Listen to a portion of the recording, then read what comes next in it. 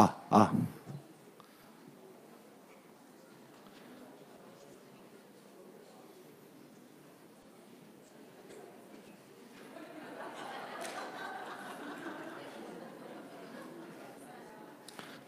자매님도 이뻐요.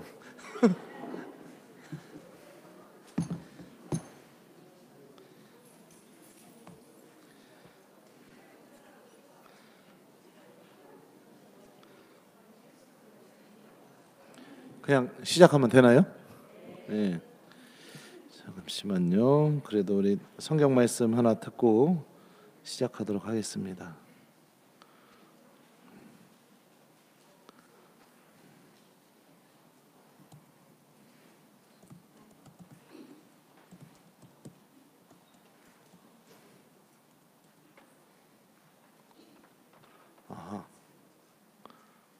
이 인터넷이 안 되는군요.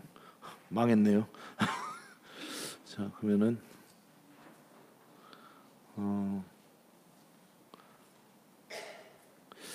그냥 시작하도록 하죠. 성부와 성자와 성령의 이름으로 은총이 아득하신 마리아님 기뻐하소서. 주님께서 함께 계신 여인 중에 복되시며 태중의 아들 예수님 또한 복되시나이다.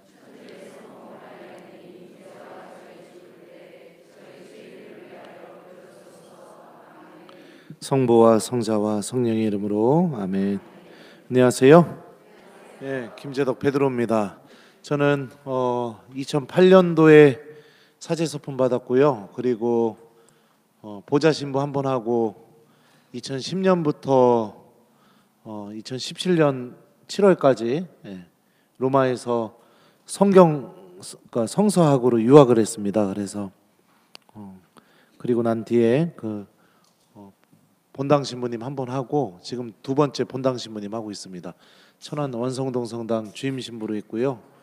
그리고 대전 신학교랑 수원 신학교에서 학사님들 성경 가르치고 있습니다. 그래서 그리고 교구에서는 청년들 청년 성서도 가르치고 있고, 그리고 또 많아요 일이. 지속적인 성시조배 지도 신부도 하고 있습니다. 첫 번째 만남인데 어떤 이야기를 해드리는 게 좋을까 고민을 엄청나게 했는데, 그래도 첫 만남이니까 저의 그냥 성소 이야기를 해주는 게 참 좋겠다 이렇게 생각이 들었습니다. 제가 어떻게 신부님이 됐고 또 하느님께서 제 안에서 어떤 기적들을 일으키셨는지 그거 이야기를 해주면 좋을 것 같아요. 마테오 복음에 보면 제가 인터넷이 되면 좀 읽어드리려고 했는데 예수님께서 12사도를 부르시는 장면이 있습니다. 12사도를 부르셔서 그 부르다라는 표현이 가까이 부르시고 그들에게 더러운 영들의 권한을 주시고 또 병자들을 치유해 주시기 위해서 12사도를 이렇게 불렀다라고 이렇게 표현이 나옵니다.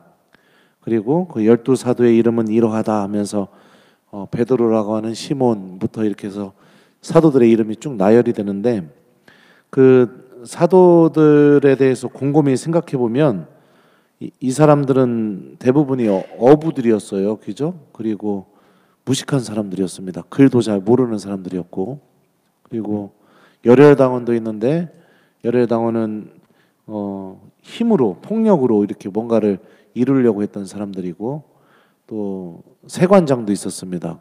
돈으로 죄 저지르고 돈밖에 모르는 사람, 그런 사람들이 예수님의 제자들이었어요. 근데 예수님과 함께 지내는 시간을 통해서 그 제자들이 완전히 다른 사람으로 이렇게 바뀌게 되게 되죠. 하나님의 말씀을 선포하고 또 복음을 전하기 위해서 순교까지 하게 되는 그런 일들이 벌어지게 됩니다. 교회의 기둥으로 이렇게 자리 잡히게 되는데요.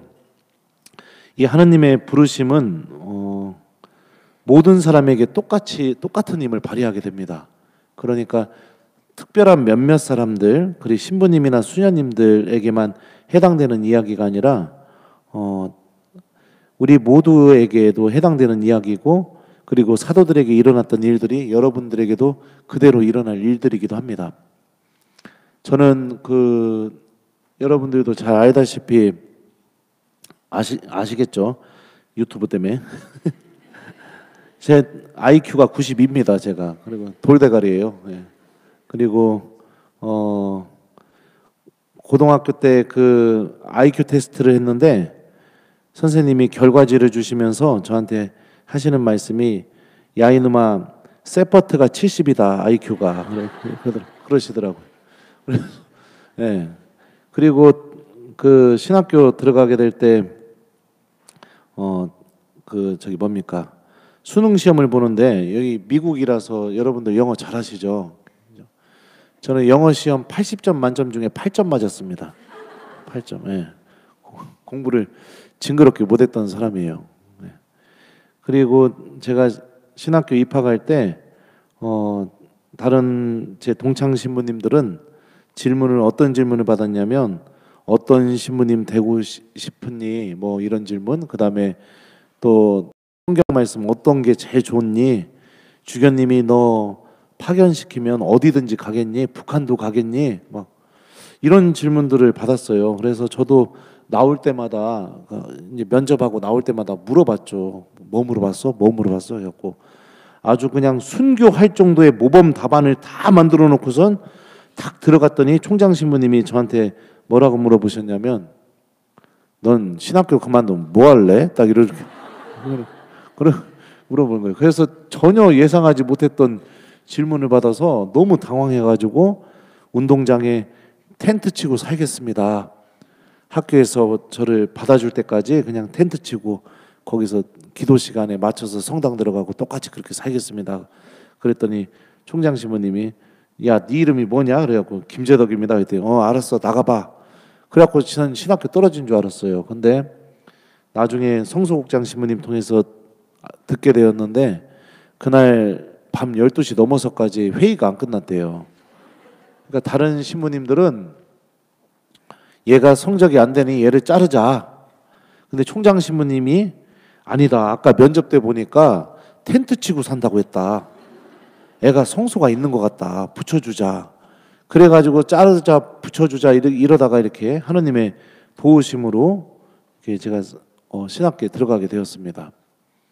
신부님 되려고 했던 의도도 아주 불순합니다. 저는 전혀 신부님 되고 싶은 마음이 없었고요. 그리고 또 아까 우리 복사 섰던 레오한테도 제가 물어봤어요. 너 신부님 되면 되게 잘할 것 같은데 그랬더니 아직 고민 중입니다. 딱 레오가 그러더라고요. 근데 저도 그랬었어요. 아마 레오만 할 때였던 것 같은데 우리 주임 신부님, 형님 신부님 박윤석 신부님이신데 그 신부님이 제가 청양에 있을 때 본당 신부님이셨습니다. 그래서 신부님 되면은 자동차를 사주겠다. 자동차도 그냥 자동차가 아니라 신부님 되는 해에 한국에서 가장 좋은 자동차를 사주겠다. 그때만 해도 저희 집에 자동차가 없었거든요. 예. 그리고 저는 정산이라는 아주 이 촌에서 살았습니다. 그러니까 즐겨봤던 게 경운기 이런 걸 봤지 승용차가 있다라는 건 상상도 못할 그런 시기였었어요. 저는 국민학교 2학년 때까지 하얀색 고무신 신고 학교 다녔었습니다. 예. 그러니까 촌이니까요. 그 소리에 혹해가지고선 신부님이 될 마음을 먹었습니다. 차 받아 먹을 마음에 신부님이 되려고 했어요. 그리고 나서 실제로 제가 부재 때 우리 방윤석 신부님이 그 대전 정림동 성당에서 주임 신부로 계셨었는데 찾아갔어요. 제가 찾아갔더니 이제 이 부재 옷을 안 입고 갔죠. 그냥 청년처럼 찾아갔는데 저를 못 알아보시더라고요. 그래서 저희 아버지 어머니 성함을 대니까 그때서야 기억을 하시더라고요. 그랬더니 너 지금 뭐 하냐고. 그래서 신부님 저 신학교 갔습니다. 그랬더니 아이고 신학교 갔냐고 축하한다고. 그래서 제가 바로 그때 그랬죠. 신부님 그때 저 복사 쓸 때 제가 신부님 되면 신부님 되는 해 가장 좋은 자동차를 사주신다고 약속을 해주셨습니다. 신부님 저 그 말 때문에 신학교 갔습니다. 그러니까 신부님이 그러냐고 너 지금 몇 학년이니? 이렇게 물어보시더라고요. 신부님 부재고요. 내년에 사제됩니다. 제가 알기로 지금 가장 좋은 차는 에쿠스로 알고 있습니다. 네, 그렇게 얘기를 했었어요. 그래서 이 방윤석 신부님이 뭐 깜짝 놀라시더니 이제 어떻게 하셨냐면 당신 본당에 견진이 있는 날 그때 경감용 주교님이 견진을 하셨는데 저를 부르셨어요. 부제복사 쓰라고 와서. 그래서 신학교에 있다가 부제복사를 쓰러 갔는데 이제 복사가 다 끝나고 나서 이제 사제관에서 식사를 하는데 이제 주교님하고 신부님은 이제 이쪽에서 드시고 저는 주방 쪽에서 신학생들하고 같이 밥을 먹는데 갑자기 방윤석 신부님이 저를 부르시는 겁니다. 잠깐 오라고. 그래서 갔죠. 갔더니 주교님 앞에로 가라고 하고 제가 주교님 앞에 가고 무릎을 꿇었더니 바로 방윤석 신부님이 이 말씀을 하시는 거예요. 주교님, 얘가 개입니다. 옛날에 주교님이 성소자 없다고 수단과 방법을 가리지 말고 꼬시라고 말씀을 하셨었는데 제가 얘한테 차 사준다고 꼬셔가지고 얘가 지금 부재입니다. 주교님, 저는 주교님이 수단과 방법 가리지 말고 꼬시라고 해서 그거 그대로 따른 것밖에 없으니까 차값의 반값을 주교님이 좀 내셔야겠습니다. 예. 그러니까 이 경주교님이 식사하시다가 갑자기 그걸 내가 왜 내? 막 이러시는 거예요.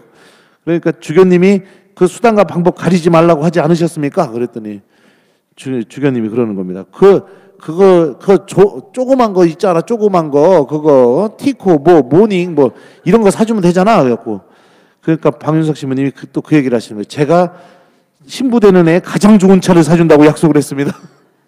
예. 그랬던 적이 있습니다. 그리고 이제 실제로 사제가 돼서 서품제의를 들고 그 방윤석 신부님 본당에 가서 천미사를 이렇게 드렸었어요. 차 받아 먹으려고요. 차는 예, 농담이고 신부님 사랑 잔뜩 받고 그리고 이렇게 오게 되었습니다. 그러니까 의도도 불순했어요. 그죠? 머리도 나빴고. 고등학교 때 제 고등학교 친구들한테 처음으로 친한 친구들한테 나 신부님 되고 싶다고 그렇게 이야기를 하니까 제 친구들이 저한테 그랬습니다. 야, 말도 안 돼. 네가 신부면 내가 교황이다. 그리고선 제가 천미사 드리는 날 제 사회 친구들은 진짜로요. 대형 현수막을 제작을 해가지고 제 출신 본당 성전 입구에다가 걸어놨어요. 그 대형 현수막에는 뭐라고 써 있었냐면 홍성 최고의 꼴통 김재덕 드디어 신부되다. 예, 이렇게 써 있었어요. 예. 그러니까 아무도 제가 신부님 될 거라고는 생각을 못했었죠. 상상도 못했었었고 신학교 지내는 동안 제가 별명이 신나였어요. 신나가 뭐냐면 긁으면 불난다고요. 여러분들 그 기름 중에 신나가 휘발성이 가장 강하잖아요. 그죠? 조금만 스파크 튀어도 불난다고. 왜냐하면은 저는 1번부터 우리 반 막내까지 다 멱살 붙잡고 한 번씩 다 싸워봤습니다.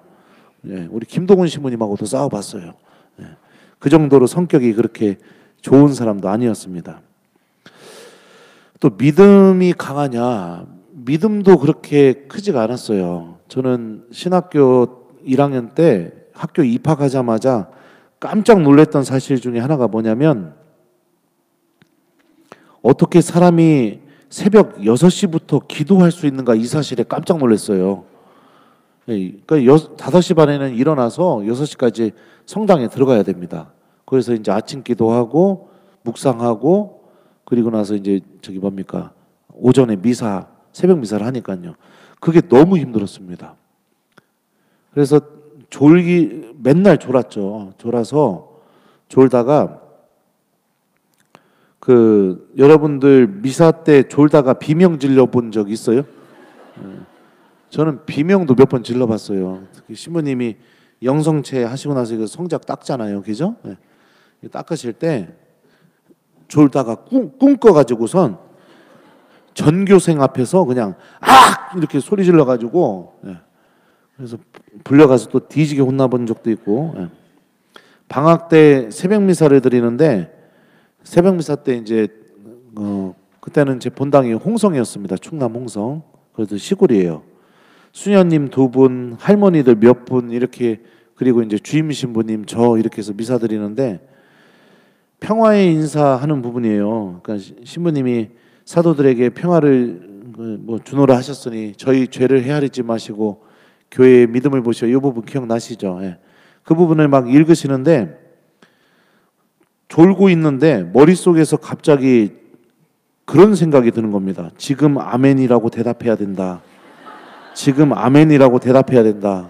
그래서 저희 죄를 헤아리지 마시고 그 부분 읽으실 때 엄청나게 큰 소리로 새벽 미사 때요. 아멘! 딱 이렇게 했어요. 그랬더니 옆에 계시던 수녀님은 파 하고 웃으시고 할머니들은 다 저를 쳐다보시고 중요한 일은 뭐냐면 본당 신부님이 너무 깜짝 놀라셔가지고 본인이 경본을 어디까지 읽으셨는지 기억을 못 하셔갖고 미사가 중단이 됐던 적이 있었습니다. 그리고 미사 끝나고 도망갔어요. 신부님한테 혼날까봐 막. 예. 그렇게 믿음도 없던 사람이었습니다. 그리고 또 뭐 남들에 대한 이해심이 높으냐? 예, 그러지도 못했어요. 그리고 사람을 잘 용서하지도 못했었고 한 번은 굉장히 미운 신학생이 생기게 되었었는데 신학교는 그 성당 자리가 자기 마음대로 앉는 게 아니라 이렇게 정해줘요. 그러면은 한 달인가 한 달 반을 그 자리에 앉아야 돼요. 그리고 또 성당 자리가 바뀌고 하는데 하필 제가 엄청나게 미워하는 그 학사님이 제 앞자리에 앉은 겁니다. 그러니까 기도가 되겠습니까? 그러니까 맨날 졸기만 했던 그 아침 기도 그다음에 그 묵상 시간은 동안 뭐 했냐면 제가 그 시간 동안만큼은 아주 정신이 또렷하게 이렇게 있었어요. 그러면서 그 사람 뒤통수 쳐다보면서 막 별의별 생각을 다 하고 하느님한테 왜 이런 사람을 부르셨냐고, 이 사람 때문에 얼마나 고통스러운지 아냐고 뭐 그렇게 했었습니다. 분이 하도 안 풀려가지고 시편 보면은 여러분들 저기 뭡니까 원수들에 대한 저주가 담겨진 내용들이 있어요. 그런 말씀 막 그 뒤통수 쳐다보면서 읽고 주님 이 말씀이 저 사람한테 꼭 이루어지게 해주십시오. 이러기도 했습니다. 그러다가 그래도 분이 안 풀려가지고 어떻게 했느냐? 작대기를 하나 만들어가지고 대전신학교는 신학교 뒤에 산이 있어요. 그 산을 올라가면서 작대기로 막 나뭇잎을 두드려 패면서 막 그 사람 욕을 바가지로 하면서 올라갔죠. 그리고서 내려오다 접질려서 죽을 뻔한 적도 있었습니다. 여러모로 보면은 제가 신부님 되는 데는 자격이 없죠. 공부도 못하고 그리고 기도를 사랑한 것도 아니고 믿음이 큰 것도 아니고 남들을 잘 이해하는 것도 아니었고 네, 여러모로 보면은 신부님 될 자격이 없다고 저는 생각합니다. 저는 지금도 하느님께서 저를 사제로 써주시는 것만으로도 감사하게 그렇게 생각하고 살고 있습니다. 왜냐하면 제 자신이 어떤지를 잘 알고 있으니까요. 신학교 또 고학년 때 본당 신부님이 바뀌셨어요. 바뀌셨는데 그분은 저한테 그러시는 거예요. 저기 뭡니까 나가서 아르바이트 하라고 본당에 돈 없으니까 돈 벌어 오라고. 그래가지고 예, 한 4년 정도 방학 때마다 아르바이트를 했었습니다. 그래서 뭐 식당에서 설거지꾼으로도 일도 해보고 트럭도 몰아보고 뭐 보도블록도 깔로 다녀보기도 하고 나 보도블록 깔 때는 죽는 줄 알았습니다. 여름에 아주. 그리고 또 저기 뭐예요? 그 어디 그 시장 같은데 취직해갖고 막 물류 들어오는 거 그거 내리고 배달하는 거 이런 것도 해보고 막 별의별 일을 했었어요. 근데 제가 얼마나 사람을 잘 미워하냐면 한번 삐지면은 이게 안 풀려가지고요. 신부님이 되고 나서 이제 유학을 다녀왔는데 그 신부님이 이제 저한테 전화가 왔어요. 제 본당으로요. 사제관으로. 어디 성당입니까? 이렇게 하는데 저는 목소리 듣자마자 이 양반이구나 딱 알아가지고 예, 바로 예 신부님 저 김재덕입니다 이렇게 해도 안 하고요. 예 성당입니다 그렇게 했어요. 그랬더니 사제관입니까? 해갖고 예 사제관입니다. 김재덕 신부님과 통화할 수 있습니까? 아니, 김재덕 신부님 계십니까? 이러시더라고요. 예, 김재덕 신부님 계십니다. 제가 그랬어요. 그리고 나서 이제 김재덕 신부님과 통화할 수 있습니까? 했더니 예, 제가 김재덕입니다. 그러니까 그 신부님이 나 누구야? 이래갖고 예, 신부님 안녕하세요. 이러고서 언제 유학 끝나고 들어왔니? 그래서 며칠 됐다고 이렇게 말씀을 드리니까 당신 은퇴해서 지금 어디에 있다 한번 찾아와라 이러시더라고요. 그래서 예, 신부님 찾아가겠습니다. 그리고 와서 내 전화번호 알아? 그래갖고 모릅니다. 그랬더니 받아 적어 그러시더라고요. 그래서 적지도 않고선 입으로만 신부님이 010 하면 010 1233 1234 5678 5678 하나도 안 줬고요. 예, 신부님 전화 드리겠습니다 했더니 그 신부님이 저한테 뭐라고 하는지 아세요? 불러봐. 제가 머리가 나쁘다고 했잖아요. 그거 못 불러갖고 또 뒤지게 혼났어요. 그 정도로 제가 한번 누구를 이렇게 마음에 스크래치를 내면 그 정도로 이렇게 제가 그런 사람입니다. 그런데 하느님께서는 이렇게 공부도 못한 저를 유학 가서 공부한 신부로 바꿔놓으셨고, 그리고 또 기도 시간에 맨날 졸고 믿음도 없었던 제가 기도하는 사람으로, 또 하느님 말씀을 선포하는 사람으로, 하느님이 함께 계시다는 것을 아주 깊이 체험한 사람으로 바꿔놓으셨고, 남들을 잘 미워하고 용서도 못하던 제가 하느님 때문에 용서하고 그리고 먼저 다가가는 사람으로 이렇게 바꿔놓으셨습니다. 제가 전에 있던 본당에서 본당 부임을 했었는데, 본당이 재정적으로 많이 어려운 본당이었습니다.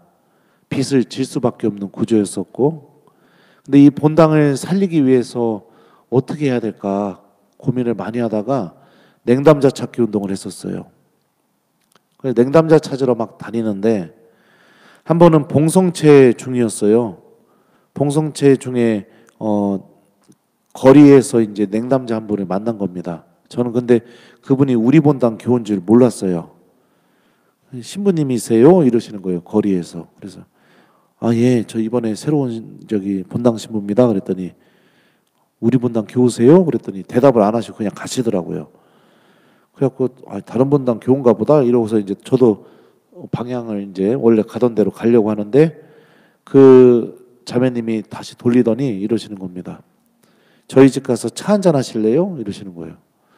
그 느낌이 이상해서 봉성체 중에 그 집에 갔어요. 가갖고 차 한잔 하면서 얘기를 들어보니까 우리 본당 교우더라고요.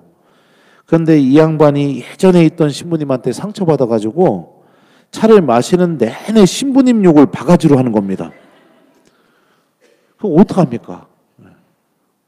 신부님한테 상처받아가지고 막 신부님 욕을 바가지로 하는데, 얘기를 그분이 막 흥분해서 막 얘기를 하고 있는 중에 제가 어떻게 했냐면, 차 마시다가 잔 내려놓고 한참 듣다가 계속 그 이야기를 하시고 있는 중에 바닥에 그냥 무릎을 꿇었습니다. 자매님한테 용서해 달라고. 우리 사제들이 참 부족하고 못났다고, 자매님 용서해 주십시오. 자매님 냉담 풀고 나오면 자매님 받은 상처 제가 다 잊을 수 있게 기쁘게 해드리겠다고. 제가 열심히 살아서 자매님 상처가 아니라 기쁨이 가득하게 해주겠다고. 그러니까 용서해 달라고. 그러니까 그 자매님이 그 모습을 보더니 참았던 눈물이 터지면서 막 저한테 일어나라고, 신부님이 왜 신부님이 대신 사과하냐고. 아니라고, 저도 같은 사제로서 책임감을 느낀다고, 용서해 달라고. 그러더니 그 자매님이 신부님 저 성당 나갈게요 막 이러시더니, 그 다음 주에 주일 미사 입당하는데 여기쯤 앉아가지고선 제가 뒤에서 오니까 입당하는데 제대를 보고 있어야 되는데 제대를 안 보고 갑자기 고개를 확 돌리더니 저한테 손을 막 흔드는 거예요. 자기 왔다고. 제 원래 성격으로는 저 이런 짓 절대 못합니다. 교우들 앞에서 제가 잘못하지도 않았는데 무릎 꿇고 사과하고 용서해달라고 하고 절대 못하죠. 동창 신부님들이 저를 보면서 뭐라고 얘기해 주냐면, 너를 보면 성품성사의 은총이 얼마나 큰지 우리가 느낀다. 너를 보면 하느님이 살아계시다는 걸 느낀다. 네. 그렇게도 얘기해 줍니다. 다 바꿔놓으셨어요, 하느님이. 그 못난 성격도 바꿔놓으셨고, 그 공부 못했던 그 모습도 바꿔놓으셨고, 기도하기 싫어서 환장했던 그 모습도 바꿔놓으셨고, 그러면서 하나님 말씀으로 가득 찬 사람으로 완전히 바꿔놓으셨습니다. 이게 뭐를 통해서 이루어지게 되었느냐? 바로 아까 처음에 시작했던 것처럼, 그 말씀처럼 예수님과 가까이 머무는 삶을 통해서 이 기적들이 일어나게 되었습니다.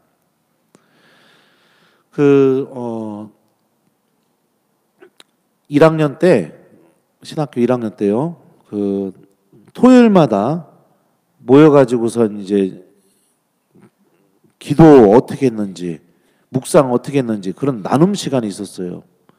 근데 저는 그 나눔 시간이 제일 힘들었거든요.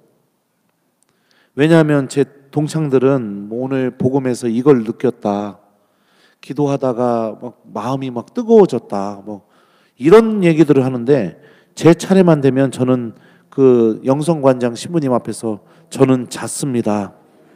저는 졸았습니다. 저는 죄송하지만 그냥 졸다가 꿈 꿨습니다. 맨날 이 얘기만 하니까 그 시간이 너무 괴로운 거예요. 그러면서 마치 제가 오지 말아야 될 곳에 온 것 같은 그런 느낌이 들고, 그 시간만 되면 아주 그냥 이 열등감과 무능함 때문에 너무 힘들더라고요. 그러다가 어떻게 했냐면 신학교를 그만둬야겠다 마음을 먹었어요. 그만두려고 마음을 먹으니까 개가 짖을 때 여러분들 어떻게 들리는지 알아요? 개가 보통 멍멍멍 이렇게 짖죠? 근데 신학교를 그만두려고 마음을 먹으면 개가 짖을 때 나가 나가 나가 이렇게 들려요. 바람 소리도 쉬 이렇게 들리는데, 신학교 그만두려고 마음 먹으면 바람 소리도 이렇게 들립니다. 나가 나가. 그래서 그만두려고 마음을 먹고 제 인생을 다시 설계하려고 생각을 해보니까 예수님 때문에 제 인생이 망한 겁니다. 나가서 재수해야지. 그리고 또 나가면은 부모님 얼굴에 먹칠하게 되지. 저희 부모님 창피해서 이제 성당도 못 다니게 되지. 저도 창피하죠. 그래서 너무 억울해가지고 어떻게 했느냐? 잠자기 전에 성당에 들어갔어요. 그 신학교는 그 침실 바로 옆에 항상 성당이 있습니다. 경당이 있어요. 들어가가지고선 이렇게 맨 뒤에 앉아서 그랬습니다. 십자가를 바라보면서, 예수님, 저는 이곳이 저에게 맞지 않는 곳 같습니다. 저는 맨날 졸기만 하고 믿음도 없는 것 같습니다. 당신이 살아계신지도 모르겠습니다. 신학교를 그만두려고 하는데 너무 억울합니다. 그래서 지금부터 5분 동안 시간을 드릴 테니까 5분 안에 십자가 팔을 한번 흔드시던가 다리를 한번 흔들어 주시던가, 그러시면 당신이 살아계시다는 것을 제가 믿고 사죄가 되겠습니다. 5분 시작합니다. 그러고 앉아 있었어요. 5분 뒤에는 아무 일도 벌어지지 않았습니다. 그래서 벌떡 일어나서 그럴 줄 알았습니다 이러고 나갔어요. 이거를 매일 했습니다. 매일. 학기가 끝날 때까지. 한 학기 동안요. 매일. 이제 저기 뭐죠? 일과 마치고 이제 성당에 들어와서 5분 시작합니다. 5분 딱 지나자마자 그럴 줄 알았습니다 이러고 나갔어요. 딱 진짜 성당에도 5분만 앉아 있었습니다. 그렇게 한 학기 내내 하고 있는데 어느 날 그럴 줄 알았습니다 하고 벌떡 일어나서 나가는데, 그 자기가 자기한테 하는 말들 있잖아요. 그죠? 속으로 아유 바보, 아유 병신 이렇게요. 그것과 아주 비슷한데 아주 또렷하게 조금만 더 있다가 주겠니? 이 말이 들려온 겁니다. 그래서 성당에 앉아가지고 눈물을 얼마나 펑펑 흘렸나 몰라요. 그때 알았죠. 하느님이 같이 계셨구나. 그리고 하느님이 내가 여기 앉아있는 이 5분을 너무 기다리고 계셨구나. 그리고 나와 함께 같이 계시면서 내 기도 시간 안에서 주님께서 나를 잊지 않고 나에게 필요한 은총을 주고 계셨구나. 그때 느꼈어요. 그래갖고 그 다음부터 변화가 일어나기 시작했습니다. 성체조배가 너무 좋아지더라고요. 너무 좋아지더라고요. 그러니까 그 시간이 기다려지고 빨리 성당으로 가고 싶고 더 오래 앉아 있고 싶어지게 되고, 그러면서 이제 이 첫 번째 변화가 그러면서 일어나기 시작했습니다. 그래서 기도하는 것도 즐거워지기 시작하고, 그리고 나서 이제 두 번째로 일어난 변화가 뭐냐면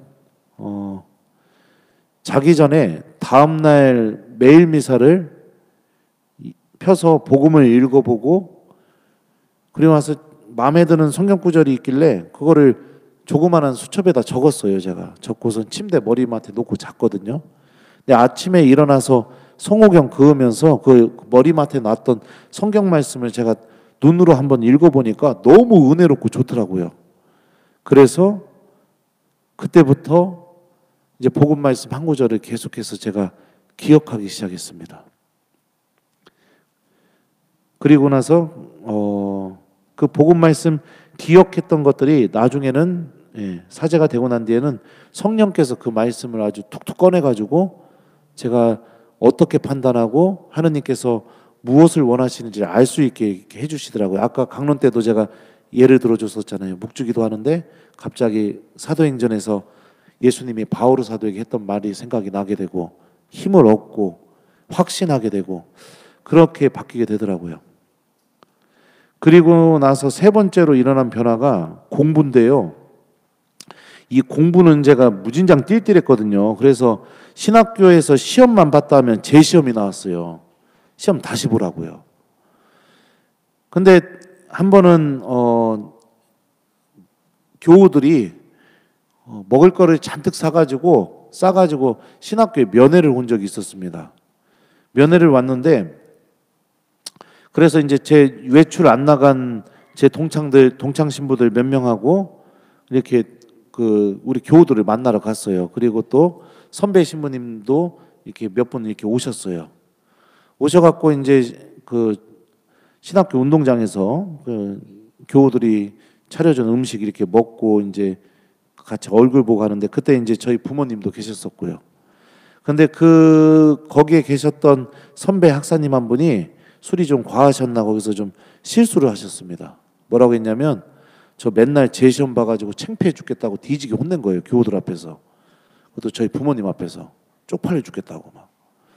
근데 그냥 단둘이 혼내면은 저는 그냥 웃고 넘어갈 일이었는데, 이게 교우들과 또 부모님 앞에서 막 저를 막 혼내니까 얼굴을 못 들겠더라고요. 저 그때 고개 푹 숙이고 있던 아버지 모습을 아직도 잊을 수가 없습니다. 그래가지고선 너무 분해가지고 그 자리에 있을 수가 없어서 그 화장실로 들어갔어요. 화장실 들어가고 화장실 거기서 이제 막 옛날에는 여러분들 한국이 막 실내에서도 흡연이 가능하고 막 그랬었거든요. 화장실 안에서 막 담배를 피우고 있는데 그 모습을 본 제 동창들이 이제 쪼르륵 다 화장실로 온 겁니다. 그래갖고 사람이 그렇잖아요. 이제 누가 옆에서 위로해주고 그러면 어떤 마음이 드나요? 용기가 생기죠. 그래갖고 화장실에 소리 지르면서 내가 저 자식 두드려 패고선 신학교 그만두겠다고 막 이러니까 또 이제 동창들이 막 팔 붙잡고 말리고 했고 놔 막 이러면서 결국에는 한 대도 못 때렸어요. 그리고 이제 돌아왔는데 그날 하루 종일 울었습니다. 막. 너무 분해가지고. 그리고 이런 제 모습이 너무 못났다고 생각이 들어서 하루 종일 울었어요. 그리고 나서 결심을 했죠. 2번 다시 공부 때문에 무식하다는 소리 듣지 말아야겠다. 그리고선 다음 날부터 어떻게 했느냐? 죽도록 공부했습니다. 돌대가리가 공부하면 어떻게 공부할까요? 그냥 다 외웁니다. 무식하게 공부해요. 그날 배운 거 그날 안 해오면 안 잤어요. 예. 그렇게 공부를 막 하다 보니까 제가 이제 한 고학년이 되니까 한 6학년 정도 돼 있으니까 공부를 무진장 잘하는 사람이 돼 있더라고요. 그리고 나서 이제 근데 사람이요 뭔가에 하나 집착을 하기 시작하게 되면 꼭 잃어버리는 게 있어요. 공부만 하다 보니까 어떻게 됐느냐? 제 주변에 동창들이 없는 겁니다. 왜냐하면 저는 항상 공부만 하는 사람이었으니까. 그래서 어떻게 했느냐? 제가 또 그래요. 성격이 뭐 아니면 도. 그러니까 어느 날 보니까 아무도 저랑 놀아주지도 않고 저랑 친한 동창도 없고 막 이러니까 아 이것도 아닌 것 같다 해서 그러면 나 오늘부터 공부 안 한다 해갖고 예, 그날부터 공부를 안 했어요 또. 예, 뭐 아니면 또 성격이 이렇습니다. 그리고 나서 이제 신학교를 졸업하고 보좌 신부가 됐었는데 보좌 신부 때도 새 신부 때도 참 어려운 일이 벌어졌던 게 뭐냐면 제가 새 신부 되자마자 한 달도 안 돼서 저희 아버지가 뇌출혈로 쓰러지셨습니다. 새 신부 때 할 게 얼마나 하고 싶은 게 많았겠어요. 근데 어떻게 했냐면 저녁 미사 끝나면 일과가 그랬습니다. 병원 중환자실 가서 아버지 상태 보고 조금 불안하면 병자성사 주고 아니면 옆에 앉아서 기도하다 오고 계속 그랬어요. 그리고 이제 중환자실에서 나오셔서 재활훈련할 때도 병원에 가서 아버지 상태 보고 옆에서 또 기도하고 말동무 해드리고 그러고 오고 그랬는데 이제 2년 차 때 주교님이 전화를 하셨습니다. 저한테. 그날 제가 그 2년 차 때는 어떻게 했냐면 저희 아버지가 집에 계셨었는데 씻겨줄 사람이 없으니까요. 제가 월요일마다 했던 게 집에 가서 아버지 모시고 온천 가서 이제 오전에 아버지 씻겨드리고 그리고 나와서 이제 해장국 사드리고 그리고 나서 집에 모셔다 드린 다음에 오후에는 이제 저 놀러 다니고 월요일날 그랬는데 이제 온천에서 옷을 벗고 있는데 주교님한테 전화가 온 겁니다. 지금 당장 교구청으로 오라고요. 그래가지고 주교님한테 그랬죠. 주교님 사실은 제가 지금 아버지 모시고 목욕탕을 왔는데 지금 당장 가기가 좀 애매하다고 그랬더니 그러면은 이따가 오후에 가겠다고 그랬더니 그러면 내일 아침 일찍 오라고 그러시더라고요. 그래갖고 그러면 아침 일찍 가겠습니다 이러고선 전화를 끊으려고 하는데 주교님이 저를 찾으니까 이상하잖아요. 그래서 주교님한테 그냥 물어봤어요. 주교님 근데 저를 왜 부르시는 겁니까? 그랬더니 본당에서 투서가 들어왔으니까 혼날 준비하고 와라.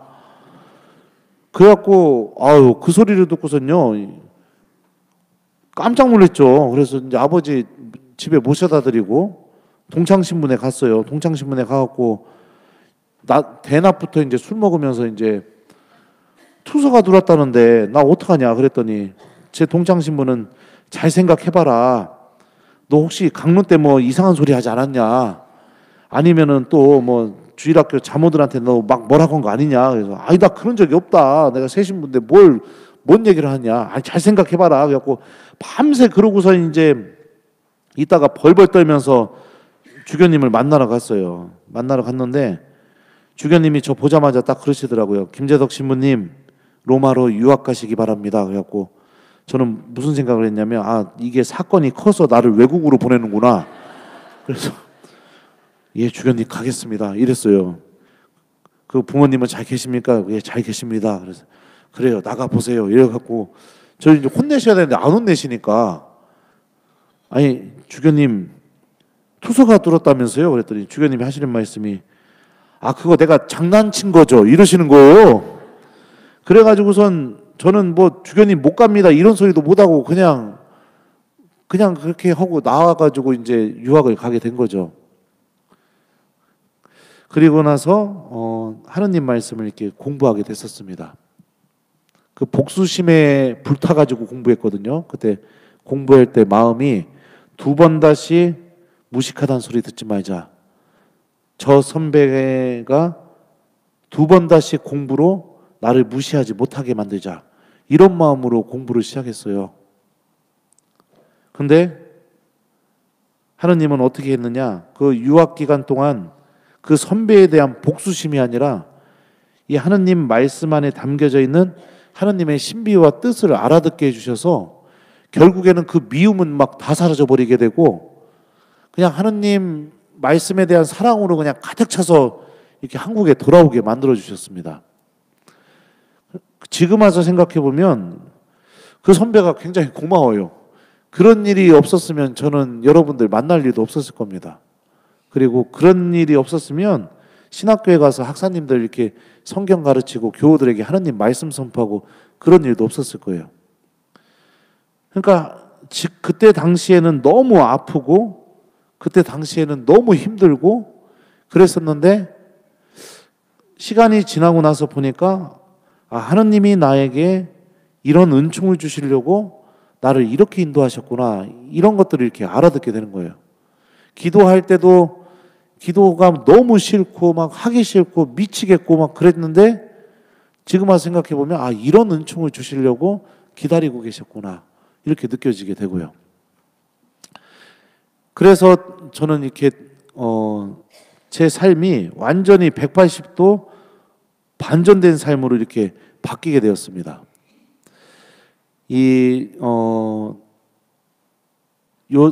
창세기 보면 요셉 이야기가 있죠. 요셉 이야기. 형들이 요셉을 팔아넘깁니다. 뭐 때문에 팔아넘기냐면 시기, 질투 때문에 팔아넘겨요. 아버지의 사랑을 독차지해서. 그러는데 형제들이 저지른 그 악을 통해서, 악 안에서 하느님께서는 요셉과 그 다음에 그 형제들과 야곱을 구원하는 일을 이렇게 만드셨죠. 계획하셨죠. 결국에는 요셉 스스로도 주님께서 여러분들을 구원하시려고 나를 여러분들보다 먼저 이집트로 보내셨다고 이렇게 요셉 스스로도 고백하게 되거든요. 이거를 어려운 말로 뭐라고 했냐면 하느님의 섭리라고 합니다. 섭리. 그러니까 우리가 하느님의 은총 안에 머물기 위해서 기도하고 하느님과 가까이 머물기 위해서 내가 하느님과 함께하는 시간을 갖게 되게 되면 이런 하느님의 섭리가 반드시 우리와 함께하게 됩니다. 그래서 도저히 불가능하다고 여겨지는 그 사람 안에서도 완전히 180도 다른 은총들이 막 주어지게 돼요. 제가 유학 마치고 돌아왔을 때 저 1, 2학년 때 부제님, 뭐 6학년이었던 형들, 그 형들 만나가지고 이제 이야기를 하는데 그 형들이 그 얘기를 하더라고요. 나는 인사발령 났을 때 처음에 오타인 줄 알았어. 야, 어떻게 네가 로마 유학이라고 인사가 나냐? 왜? 얼마나 공부를 못했으면은 그 신부님들이 그렇게 얘기를 했겠습니까, 저한테. 그리고 나서 이야기를 하는데 그러는 거예요. 근데 더 놀랄 일은 뭐냐면, 야, 어떻게 네가 로마 가서 공부해갖고 학위를 따가지고 오냐? 나는 절대 이해가 안 된다. 막 그런 일들이 막 벌어지게 되는 겁니다. 그러니까 우리 사랑하는 교우 여러분들, 하느님을 버리지 마십시오. 그리고 기도하는 걸 중단하지 마십시오. 그리고 하느님과 함께하는 시간을 소중하게 여기십시오. 제가 완전히 변화되게 되고 제 안에서 일어난 이 기적들이요, 기도하는 시간, 하느님과 함께하는 시간을 소중하게 여기는 거, 하느님을 내가 버리지 않는 거, 요 세 가지입니다. 요 세 가지.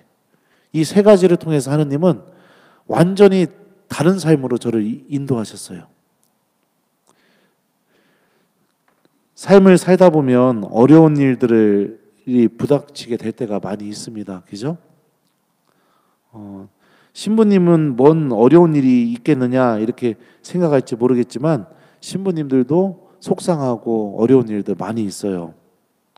제가 한 번은 목이 안 좋아가지고 우리 교우 중에 한 분이 이 지압을 이렇게 굉장히 잘해 주시는 분인데 그분이 이렇게 치료해 주셔갖고 처음에 이렇게 고개 못 돌렸었거든요. 지금은 이렇게 돌아가요, 고개가. 근데 이제 여기가 좀 안 좋을 때마다 그분한테 가가지고 이렇게 치료를 받는데 한 번은 이제 갔는데 이 클러지 셔츠를 입고 있어서 엎드려야 되니까 거기 아무도 없으니까 제가 그냥 클러지 셔츠 벗고 메리아스만 입고 엎드려 있었어요. 그리고 그 형제님한테 아무도 안 오겠죠? 했더니 예, 아무도 안 올 겁니다. 이래가지고 엎드려 있었어요. 그리고 나서 그 형제님이 막 이렇게 눌러주는데 갑자기 자매님 두 분이 그냥 들어버리는 겁니다. 그걸 위로. 저는 깜짝 놀랐죠. 나 큰일 났네. 메라스만 입고 있는데 어떡하지? 근데 신부님인 거 모르니까 괜찮겠지 했는데 또 그 형제님이 또 막 열심히 중으르면서 막 이러는 거예요. 신부님 괜찮아요? 신부님 괜찮아요? 막 그러니까 난 속에서 막 환장해 죽어버릴 거야 가지고. 예? 그러니까 그 중에 한 분이 이제 냉담자였어요. 우리 본당 교우는 아니었고요. 그런데 오메 신부님이신가 보네요. 막 이러는 거예요. 저 메라스 입고 엎드려 있는데 말 거는 거예요, 막 저한테. 그러더니 그분이 그 얘기를 하는 겁니다. 아니 신부님이 무슨 논에 나가서 일도 하는 것도 아닌데 뭐 이런 데 와서 이런 거 받으러 왔냐고 막 이렇게 물어보시는 거예요. 근데 그렇게 그 사람이 말했던 것처럼 신부님이니까 뭐 어려운 일이 없겠다 그런 거 아니에요. 아주 저는 이 삶을 살면서 제가 천미사 강론 때 이런 얘기 했었거든요. 이 옷을 입기 위하여 제의를 의미하거든요. 정말로 사랑하는 여자를 떠나보내야 했습니다. 사실이 이제 하나씩 다 얘기해 줄 거예요. 걸쳐서. 제가 지금은 몰골이 이렇지만 한 10년 전, 20년 전만 해도 날라다녔습니다. 날라다녔어요. 이 옷을 입기 위하여 제 안에 끓고 있는 자존심을 버려야 했습니다. 이 옷을 입기 위하여 먼저 사과하고 먼저 다가가야 했습니다. 이 옷을 입기 위하여 젊은 날의 꿈들을 다 버려야 했습니다. 이 옷을 입기 위하여 정말로 친한 친구들을 다 떠나보내야 했습니다. 지금 사회 친구들 연락이 안 돼요. 이 옷을 입기 위하여 하느님 저는 포기를 배웠고 그리고 당신을 얻었습니다.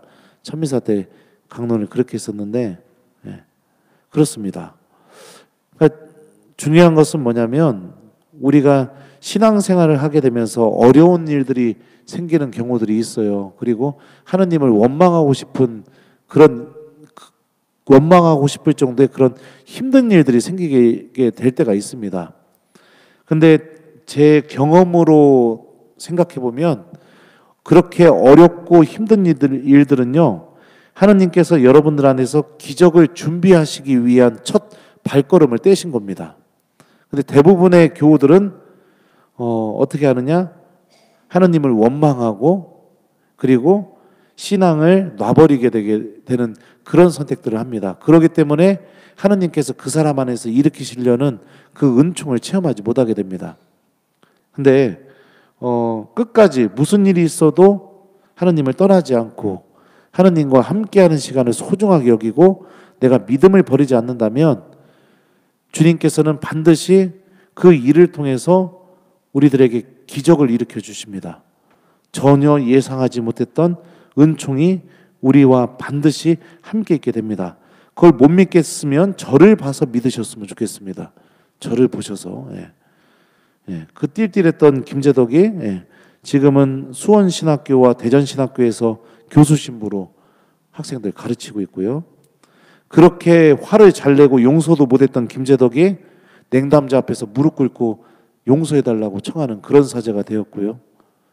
그렇다고 뭐 교우들의 모든 짜증과 막 컴플레인을 제가 다 받아주느냐? 아니에요. 저도 승질 낼 때 있어요. 하지만 그런 사람으로 바뀌게 되었고, 기도 시간에 맨날 졸고 소리 지르고 막 그랬던, 제가 한 번 또 어떤 적이 있었냐면 부제 때 이 감실에 인사하는 방법이 바뀐 거예요.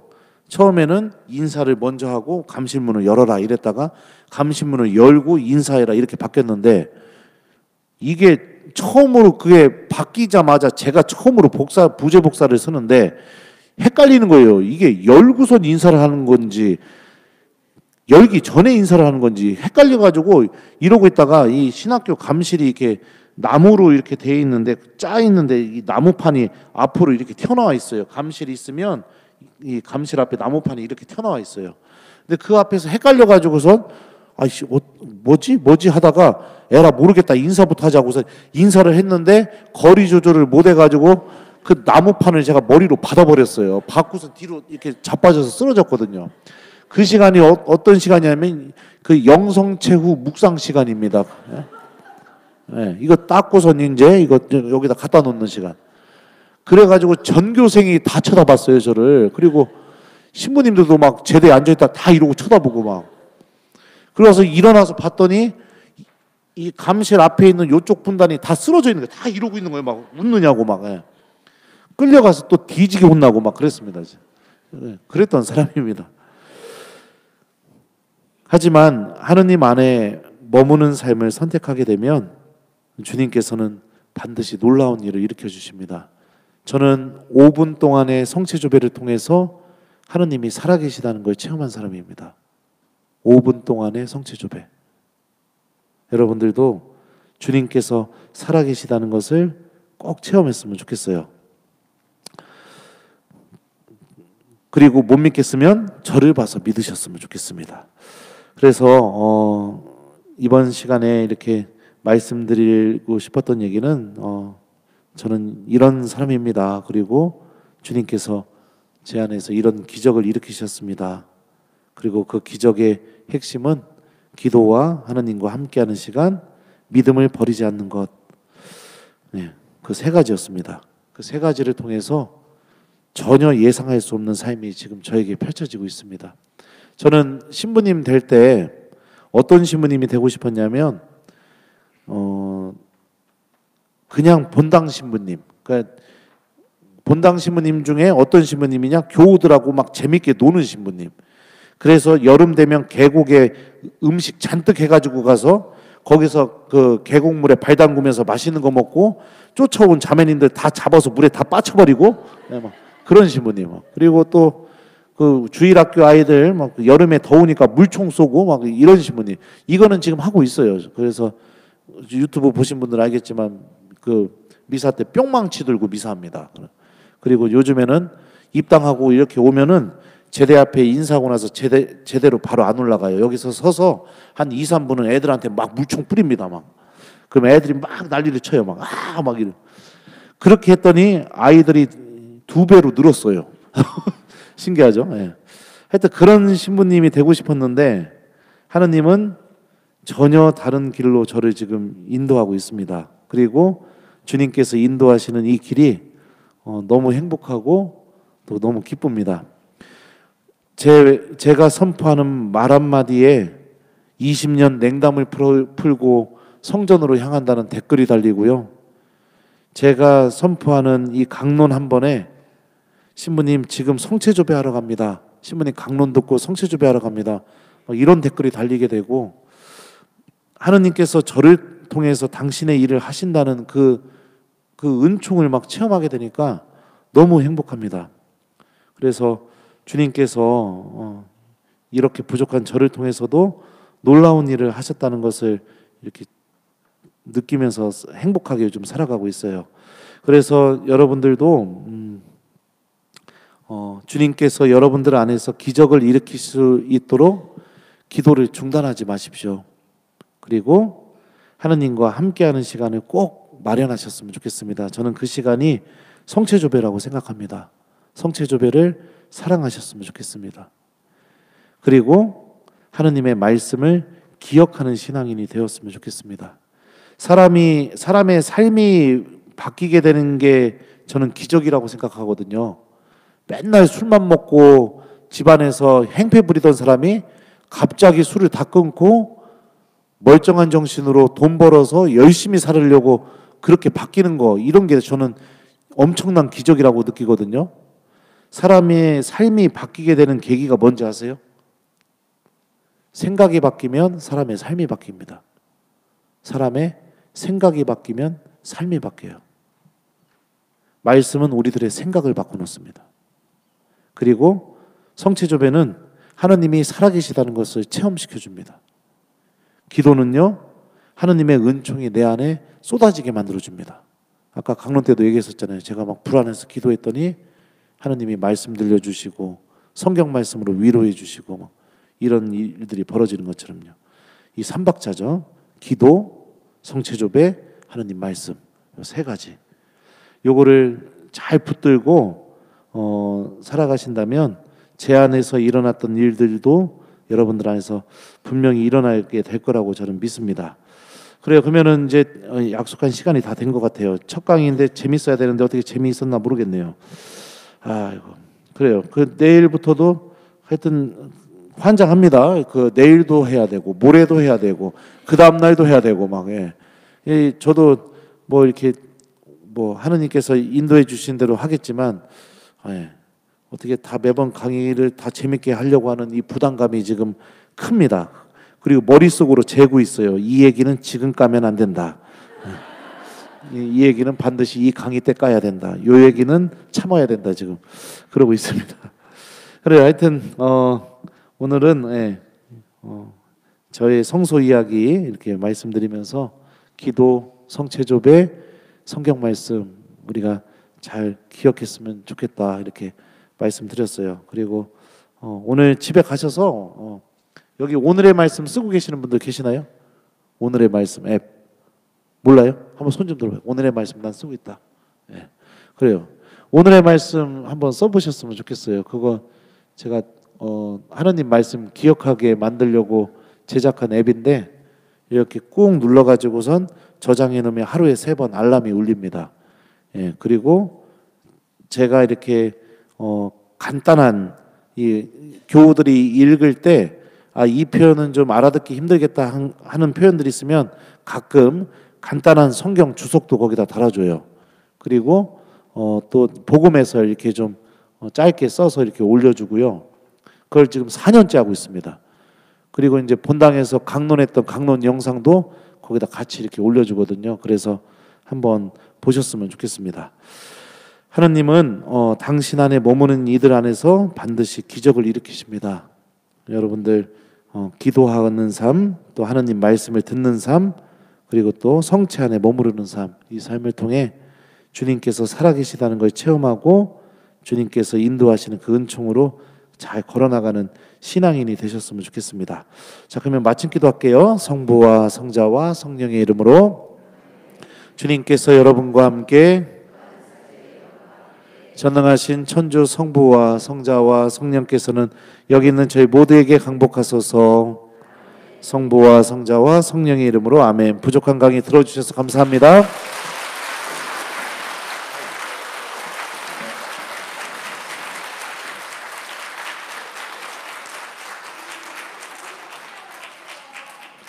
저 그리고 굉장히 쉬운 사람이니까요. 사진 찍고 싶으시면은 남으셔도 됩니다. 예, 사진도 좀.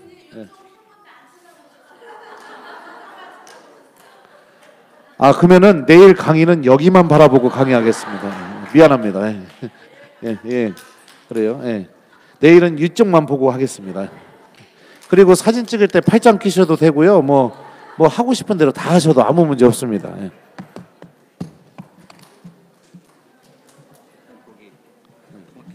네, 너는